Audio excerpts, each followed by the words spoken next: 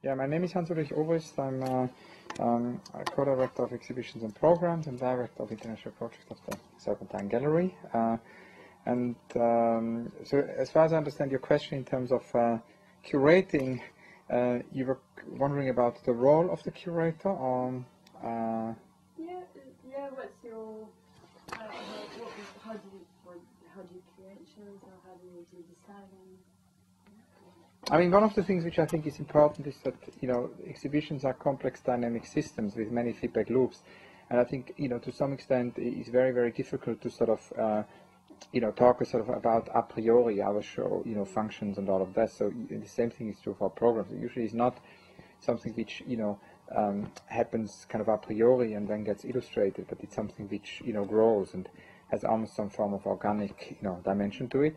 And this is sort of a learning, system. So obviously, it's always very much related also to, to research. And one of the things certainly which is key, and I think, there is at every given moment in time, there is a necessity also for things to happen and urgency. And I think one of the things of our time which is very, very important is this idea that even if I started, the moment when I started to be in the art world, still in the second part of the 80s, at the very beginning, the art world was still a very sort of Westkunst sort of driven environment. It was very much to do with, Western art.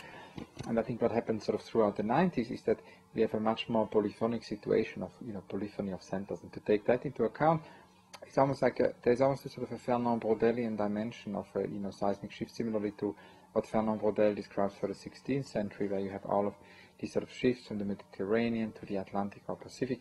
We have now all of these new centers with, China and India and many other, centers. And I think that is certainly a very, key component of what right now is urgent and important to do to kind of accompany and also map and show these incredible, new centers.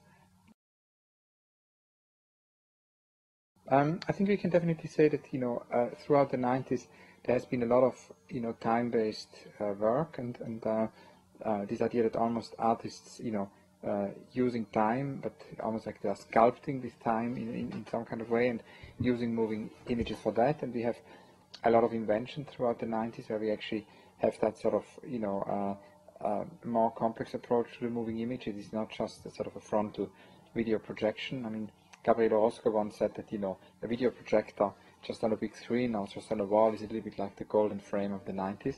But I think many artists have actually, worked with it in a much less kind of, academic or sort of framed way and have developed new sort of multi-screen environment, testing all kinds of, moments of non-linearity. And that's obviously very interesting because if you look, I mean, already in the 60s, with the Nouveau Roman and people like Alain Robbe-Grillet, who I think is key for all of this, there has been a lot of, non-linear kind of moments also in terms of the format. And I think in terms of film, obviously, the sort of multi-screen environment which the contemporary art world sort of in the 90s through some artists, protagonists have actually, developed gives a great opportunity to actually experience film in a non-linear kind of way. However, what is interesting is that as of more recently, we can observe that artists maybe after, the 90s having been such a strong focus since the 90s on the moving image, there is a sort of a return also right now of performance.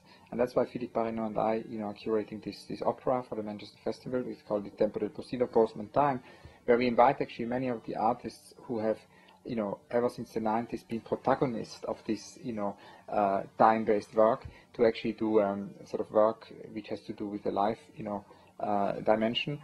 So this idea of a, non-mediated experience seems to be quite important right now.